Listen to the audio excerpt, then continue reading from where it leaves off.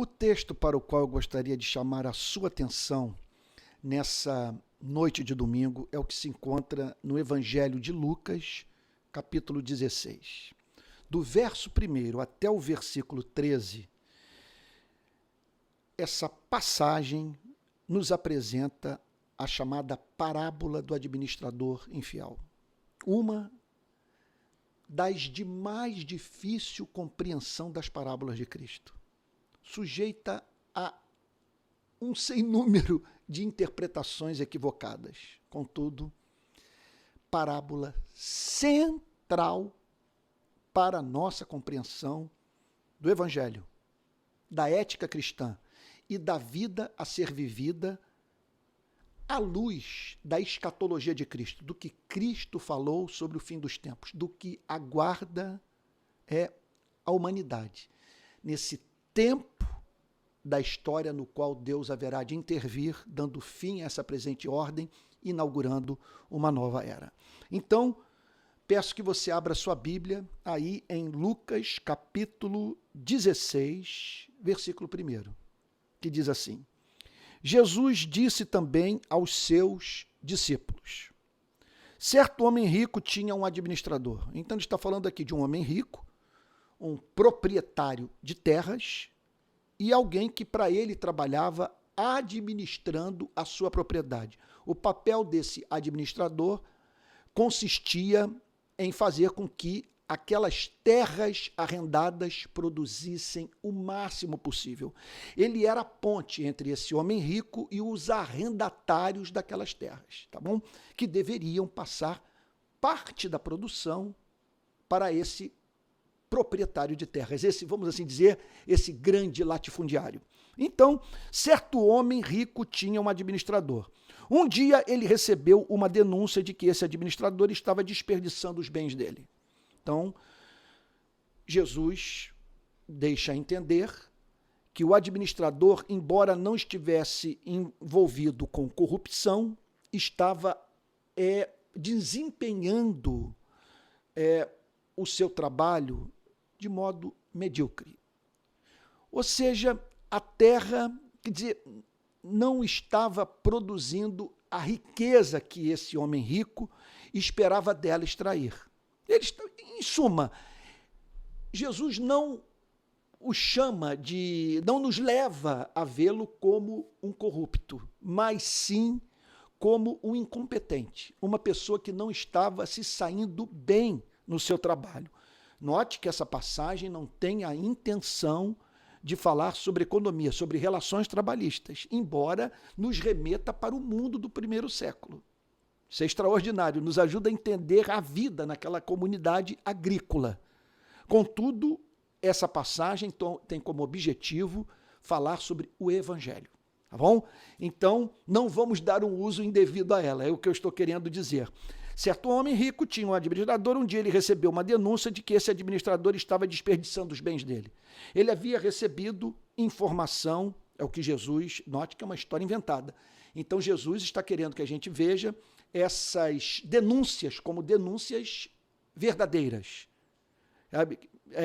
baseadas em fatos. Realmente aquele administrador estava se comportando, estava trabalhando de uma forma muito aquém das expectativas daquele homem rico. Então, chamando, lhe disse, diz Jesus, que é isto que eu ouço a seu respeito. O que você tem a falar sobre essas informações que eu recebi com provas sobejas de corresponderem à realidade dos fatos.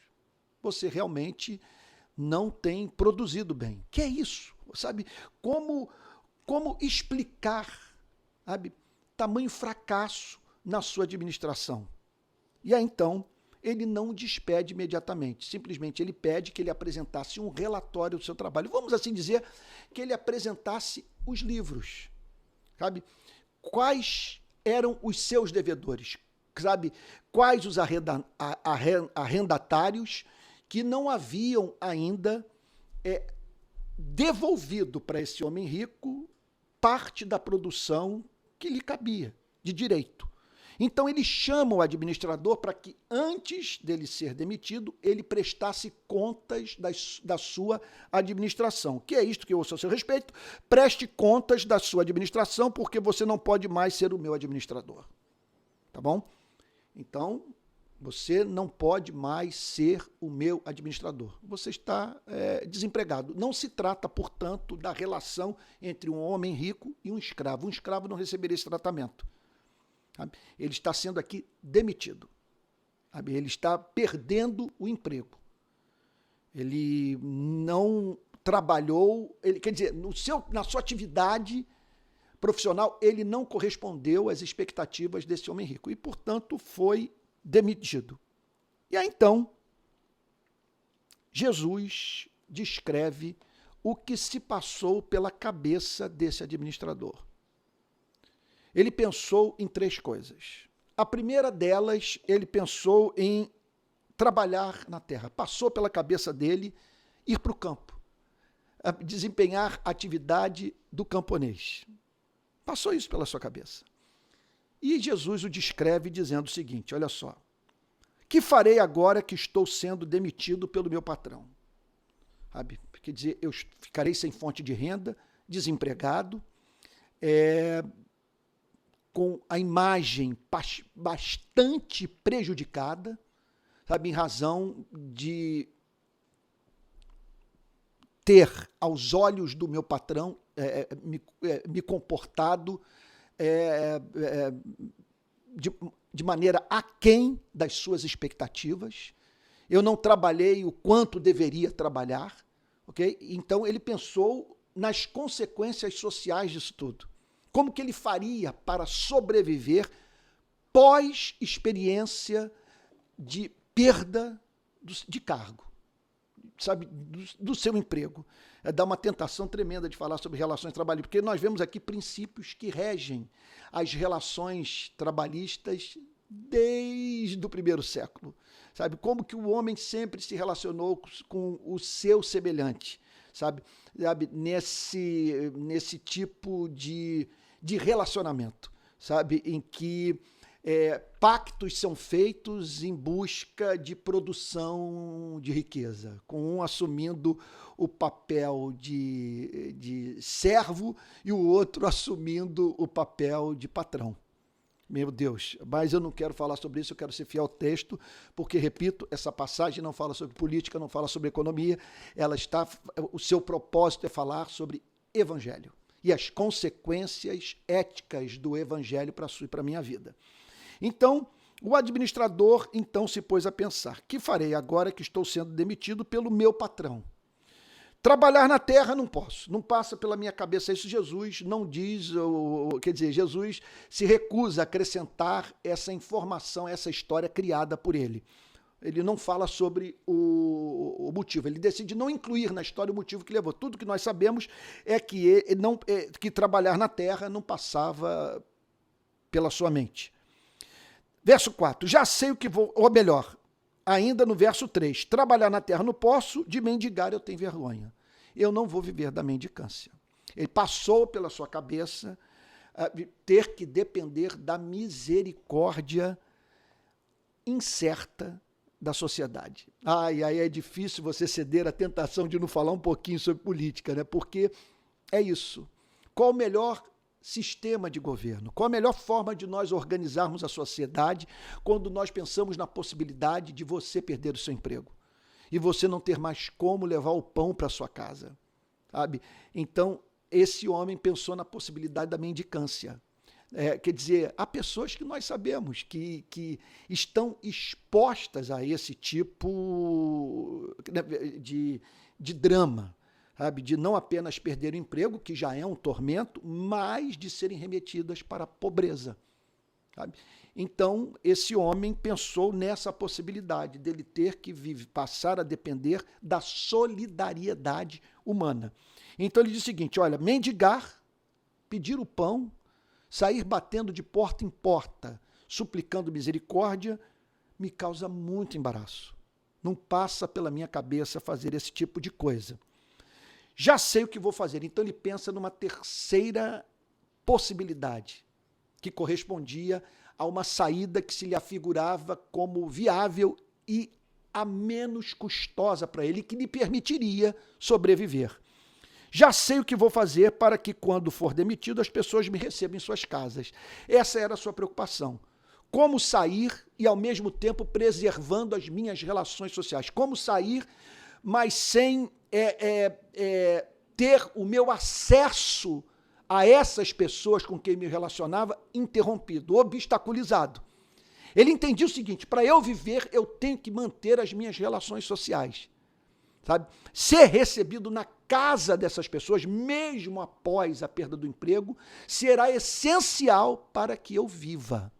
Para que eu viva. E aí você pode pensar numa série de motivos para essa decisão, caso essa história fosse real. Um deles é ir à casa para poder negociar, sabe? Para, numa outra atividade profissional, poder manter uma relação comercial com essas pessoas. A gente poderia pensar nisso, que esse motivo poderia ser incluído por Cristo nessa história, mas não importa. O que Jesus quer dizer é o seguinte, é que a sua preocupação era ser recebido na casa daquelas pessoas. Então ele elabora uma estratégia. Olha só, verso 5. Tendo chamado cada um dos devedores do seu patrão, ele chama os arrendatários com suas dívidas. Olha o que ele faz. Tendo chamado cada um dos devedores do seu patrão, ele chama cada um deles. E Jesus fala sobre o tratamento que ele deu a 2 deles, sugerindo, portanto, o que ele fez com os demais que haviam contraído dívida. Olha só. Tendo chamado cada um dos devedores do seu patrão, perguntou ao primeiro. Ele chama um por um. Aí, quando vem o primeiro, ele diz o seguinte: quanto você deve ao meu patrão? Jesus entendia do mundo do seu tempo. Ele conhecia essa sociedade agrícola na qual ele nasceu e dentro da qual ele foi criado. Ele conhecia muito bem esse mundo e ele está contando uma história criada por ele, mas certamente fruto de tudo aquilo que era vivido naquela espécie de sociedade.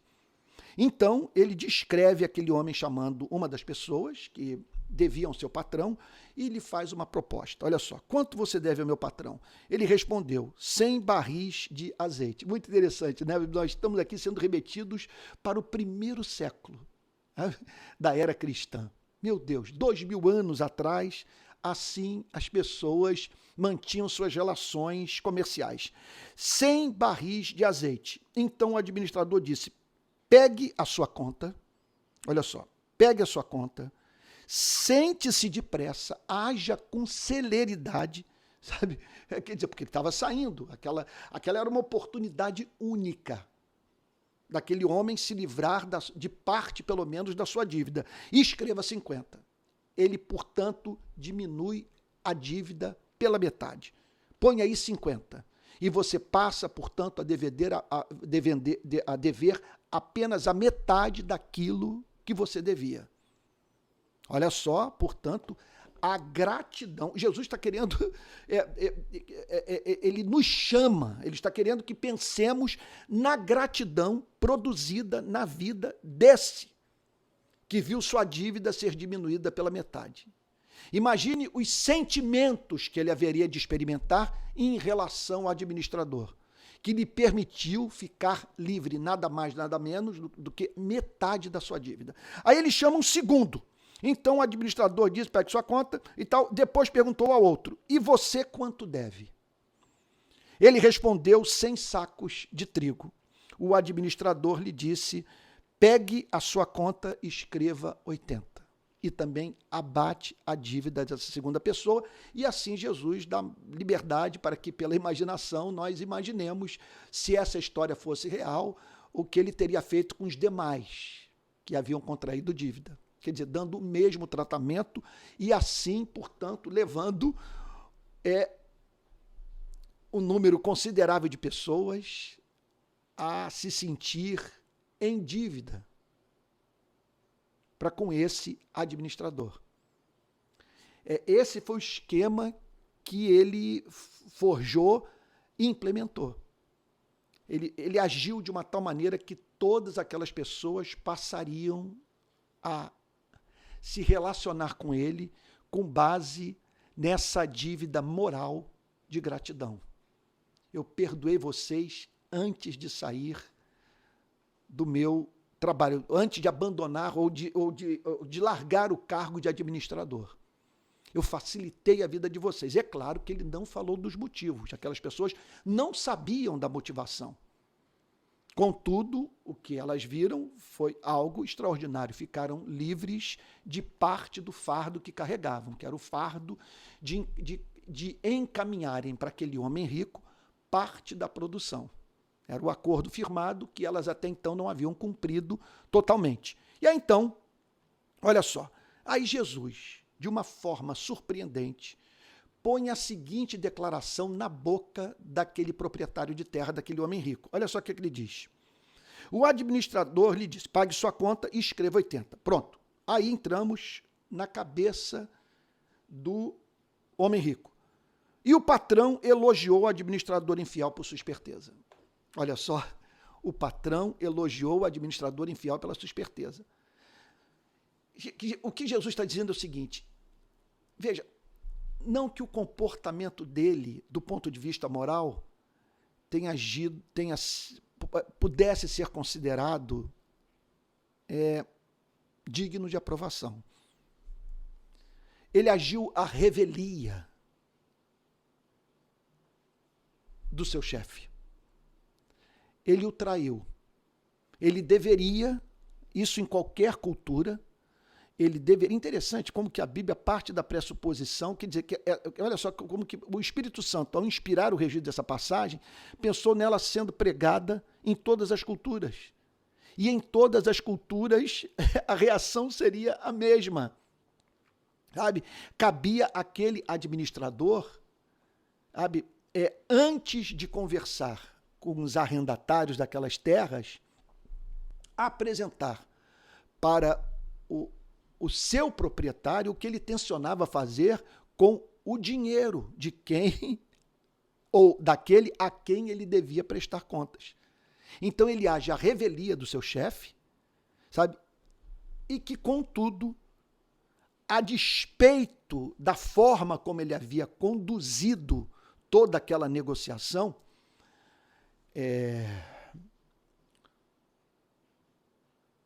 foi considerado por aquele homem rico como alguém que usou de muita esperteza. Aquele homem rico, ele levou, assim, ele pensou o seguinte, num ponto, a atitude dele revela sagacidade. Ele foi esperto. O que ele está dizendo é o seguinte, ele agiu de uma tal maneira que, ao perder o emprego, ele mantivesse relação com essas pessoas de quem ele passaria a depender para viver. Olha só, é essencial para a compreensão dessa parábola que você entenda esse ponto. Aquele administrador, que é chamado de infiel, ele agiu de modo a desenvolver no coração daqueles arrendatários, sabe, uma dívida para com ele. Esse ponto é central da história, para que nós entendamos o que Jesus quer comunicar. Aquele homem, numa situação de dificuldade, veja só, ele se via diante, olha, isso é bem escatológico, ele se via diante de uma grande necessidade. Ele temia que algo grave acontecesse na sua vida. E ele elabora um plano para se salvar. Preste atenção. Ele elabora um plano para passar incólume pelo desemprego, para não correr risco de passar fome. E nesse sentido, ele revelou inteligência. Na minha tradução, na Nova Almeida atualizada, revelou, segundo o seu patrão, esperteza. E aí, então, aqui agora, Jesus começa a falar. É impressionante o comentário de Cristo. Olha só. Jesus olha para essa história que ele contou e diz o seguinte, por que os filhos do mundo são mais espertos na sua própria geração do que os filhos da luz? Vamos tentar entender. Meu Deus, aquele homem, preste atenção, o administrador infiel é a típica figura desse ser humano que Jesus chama de filhos do mundo. Você quer conhecer um filho do mundo? Olhe para esse administrador infiel. Ele se comporta como os filhos do mundo se comportam. Quem são os filhos do mundo? Os filhos do mundo são aqueles que foram paridos por esse mundo. Eu não estou falando que os filhos do mundo são aqueles que nasceram nesse planeta. O que eu estou dizendo é que os filhos do mundo são aqueles que são fruto da cultura que rege as nações. O que essa cultura tem de característica principal, que é em comum nas mais diferentes culturas, que fazem parte da cultura do mundo. A falta de amor, a falta de honestidade, de apreço pela vida do próximo, o desejo de ser feliz nesse planeta, haja o que houver. O desinteresse por Deus. Quer dizer, o ato de desconsiderar a vontade de Deus. Em suma, não ter a vida regida pelo amor. Os filhos do mundo amam, eles são chamados de filhos do mundo porque eles têm um DNA do mundo, eles vivem para o mundo. Tudo que eles têm na vida são esses 80 anos. Eles olham para isso e dizem o seguinte, a vida é aproveitar bem esses cerca de 80 anos de existência nesse planeta. A vida consiste em não passar fome, a vida consiste em conquistar e acumular riqueza, sabe? Quer dizer, essas pessoas, por serem filhas do mundo, elas sabem muito bem lidar com esse mundo. Elas não pensam em outra coisa que não seja esse mundo. E aí então Jesus diz o seguinte, porque os filhos do mundo são mais espertos na sua própria geração. Ele está dizendo o seguinte, que essa é uma característica dos filhos do mundo. Os filhos do mundo sabem se safar nesse mundo. Eles são mais espertos porque eles têm um foco nesse mundo. Eles não têm preocupação com os valores morais mais sublimes, com os grandes princípios da vida. Eles não têm como foco a glória de Deus e a promoção do bem-estar do próximo. Você está entendendo o ponto? São os filhos do mundo, porque os filhos do mundo são mais espertos na sua própria geração do que os filhos da luz. Filhos do mundo, filhos da luz. Jesus está dizendo o seguinte, que há nesse planeta os filhos do mundo e há nesse planeta os filhos da luz. Os filhos da luz são aqueles que vivem na verdade. São aqueles que procuram ajustar a sua vida à verdade. Qual verdade? Que esse mundo tem um Criador, que esse Criador é infinito, é todo-poderoso, é perfeito em todos os seus atributos, é pessoal, é santo, não tolera o pecado. E o que é o pecado? É a falta de amor. A falta de amor pelo próximo, a falta de amor pelo próprio Criador.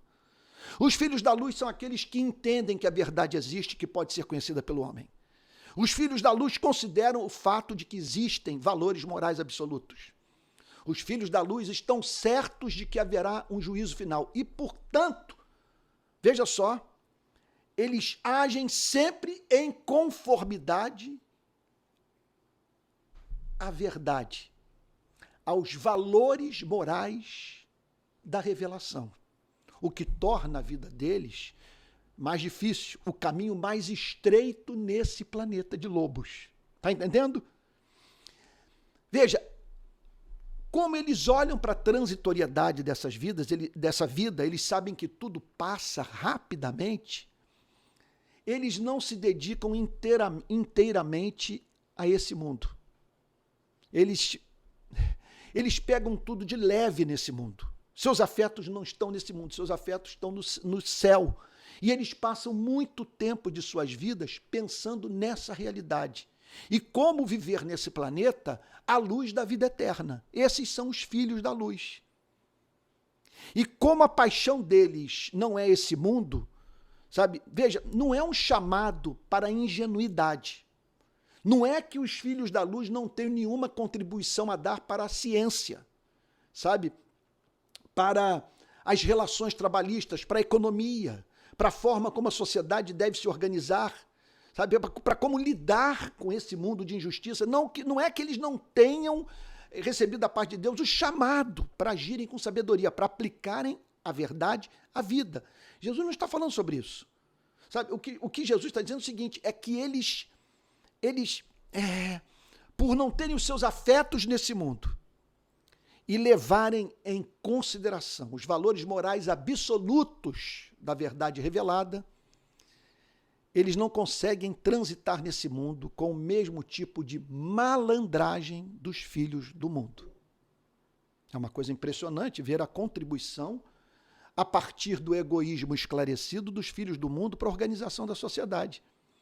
Esses homens, quer dizer, a partir do interesse próprio, eles conceberam modos de sociedade mais realistas, menos românticos, sabe? Eles chegaram à conclusão de que algumas coisas não são do interesse deles e acabaram, portanto, em razão desse egoísmo esclarecido, promovendo o justo. É uma coisa muito impressionante, porque o sujeito pode muito bem olhar para a desigualdade social e dizer o seguinte, isso não é interessante para mim. Não é interessante morar numa cidade onde haja uns poucos ricos, concentrando a maior parte da riqueza nas suas mãos, e um mar de despossuídos. Isso vai se voltar contra a minha vida. Eu vou ter que lidar com a mendicância. Eu vou ter que lidar com as altas taxas de criminalidade. Eu vou ter que lidar com uma sociedade fraturada, dividida. Eu vou ter que lidar com uma sociedade marcada por inveja, por arrogância, por prepotência. Isso é um câncer, não é interessante para mim. Sabe? Então, embora eu não me importe com essa raça de pobres, de miseráveis, contudo, eu entendo que alguma coisa precisa ser feita por eles porque vai beneficiar a mim. Egoísmo esclarecido. Porque os filhos do mundo são mais espertos na sua própria geração do que os filhos da luz. Jesus faz esse comentário. Pois bem, filhos do mundo, filhos da luz. Versículo 9. Eu recomendo a vocês, aí Jesus, a partir dessa história que ele criou, apresenta um princípio de vida.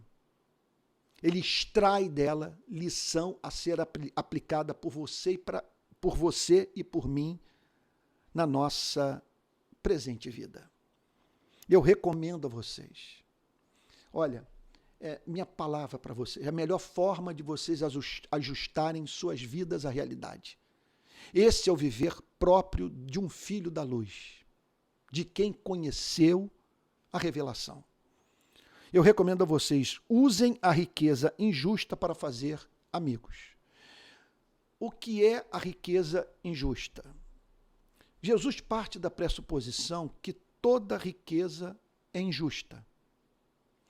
Porque, veja, a produção de riqueza nesse planeta, por mais justa que ela se nos afigure na ponta, ela é regida por um grande princípio de injustiça, porque os seres humanos não são movidos pelo sincero amor pelo próximo e pela glória de Deus, pelo desejo de promover as perfeições do Criador.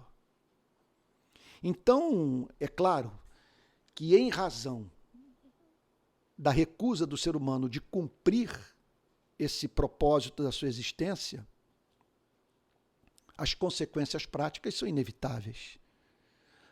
Porque você só vê em todas as eras, em todas as sociedades, em todas as culturas, exploração.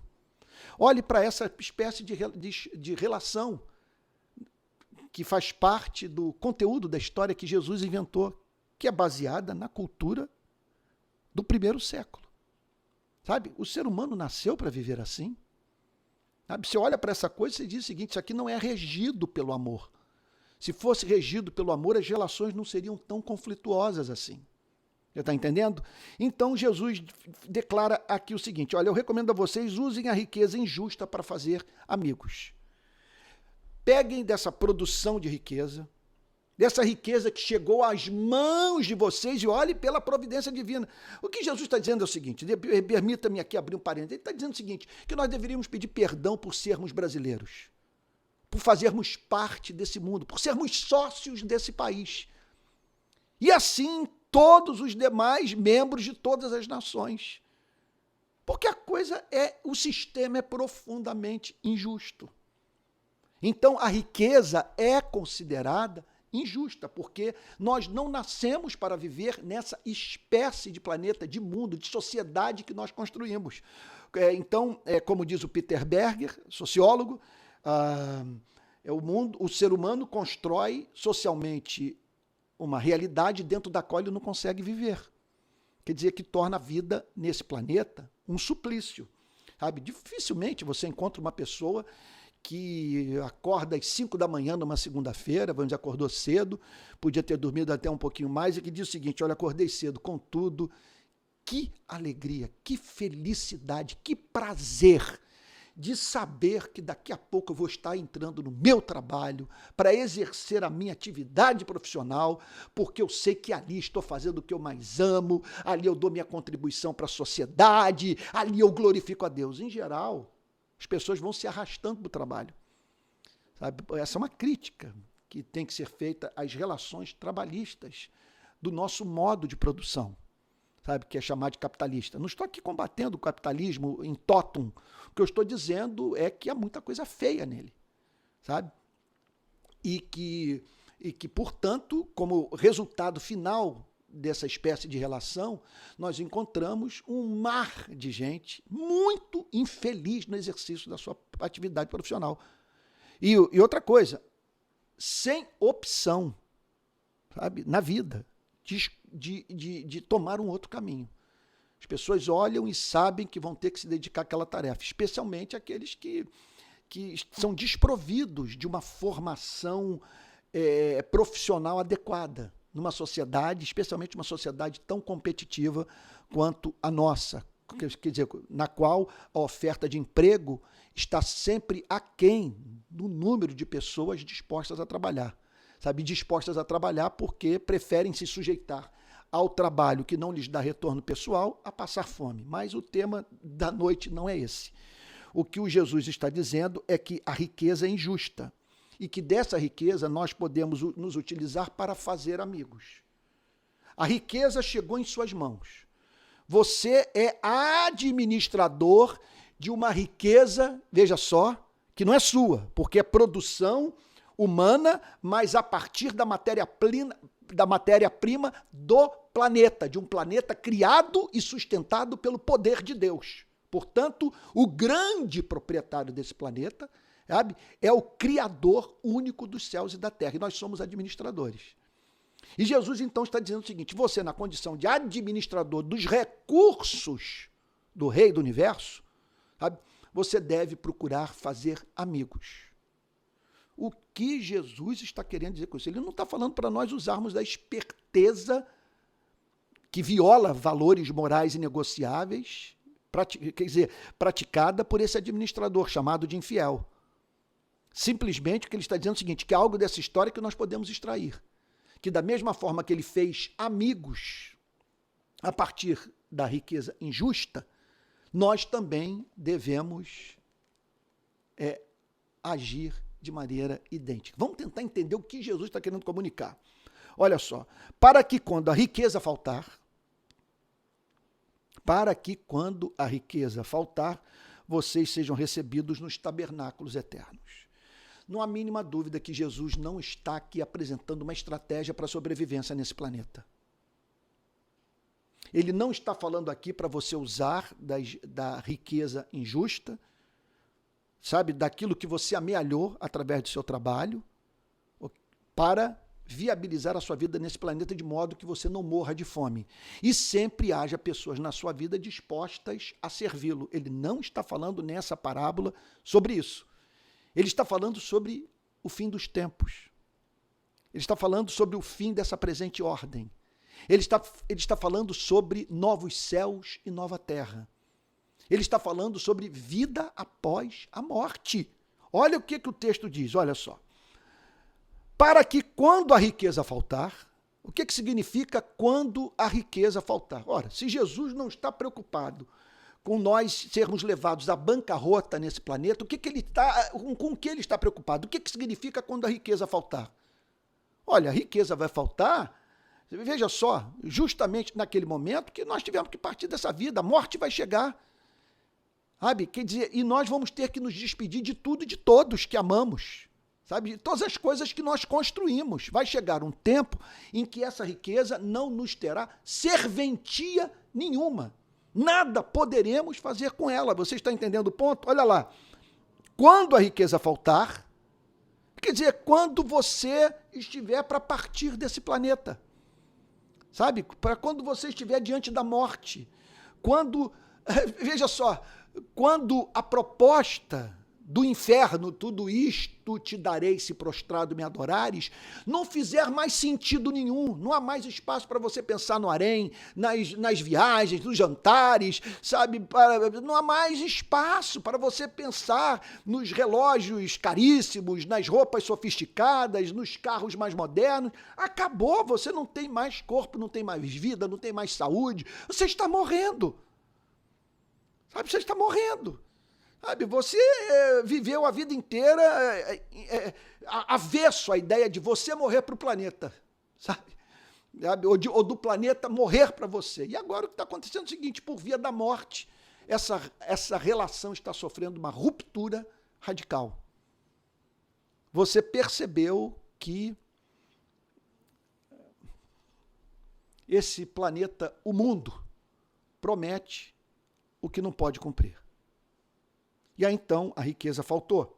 E vocês sejam recebidos nos tabernáculos eternos. Então, ele fala sobre os tabernáculos eternos. Ele está falando sobre um outro mundo, uma outra realidade, caracterizada pela perenidade, sabe? Pela constância. Oh, meu Deus, está me vindo uma palavra que está me escapando agora. Pela estabilidade. Tabernáculos eternos. Ele está falando sobre um mundo estável, um mundo onde não há morte, não há revoluções, não há guerra civil. Sabe? Ele está falando de um mundo feliz. Está falando sobre os tabernáculos eternos, sobre uma ordem diferente dessa aqui. Ele está falando sobre o fim dessas relações de trabalho. Sabe? Ele está falando de um mundo onde tudo foi socializado, onde todos são igualmente felizes, em extensões diferentes, mas não há inveja, sabe? Não há competição. Ele está falando sobre os tabernáculos eternos. Ele está dizendo o seguinte, que, meu Deus, isso é uma informação maravilhosa. O que Jesus está dizendo é o seguinte, que algumas pessoas passarão pela experiência de quando as riquezas faltarem, quando elas morrerem e tiverem que ser introduzidas no céu, essas mesmas pessoas serão recebidas com alegria por aquelas que foram objeto do exercício do seu amor. O que Jesus está dizendo é que lá no céu, nessa nova realidade, nesse planeta, nesse mundo chamado de Nova Jerusalém, o que o Senhor Jesus está dizendo é uma baita de uma informação. Ele está dizendo o seguinte, que nós nos relacionaremos com pessoas que guardarão em suas mentes e seus corações o registro do bem que a elas fizemos nessa presente vida. E Jesus tenciona nessa parábola nos preservar do desperdício, de nós não darmos a melhor finalidade que poderíamos dar à nossa riqueza. O pouco ou muito que amealhamos por meio do nosso trabalho. O que ele está dizendo é o seguinte, não abra mão nessa vida de socorrer pessoas, de ajudar pessoas a pagarem suas dívidas, de viabilizar a vida daqueles que cruzarem o seu caminho. Porque lá na frente, nos tabernáculos eternos, no reino vindouro, essas pessoas vão cercar você e manifestarão a sua eterna gratidão por você nesse mundo transitório, difícil, nesse mundo que demanda esperteza para os seres humanos viverem. Meu Deus, eu bati aqui na mesa, tem uma mesa aqui do meu lado. Oh, meu pai. E o que acontece? Eu estou com um cabo muito precário ligado a esse microfone, com medo terrível do cabo se desprender. Ele veio com defeito de fábrica, do cabo se desprender e a conexão ficar prejudicada. Espero que isso não tenha acontecido de todo o meu coração, meu pai. Sabe? Eu vou fazer o seguinte, eu vou aproveitar isso para fazer uma pausa agora, ok? E eu vou dividir essa mensagem em 2 vídeos, então nós não teremos um vídeo muito grande. Eu vou agora fazer uma revisão aqui da conexão, ver se está tudo bem.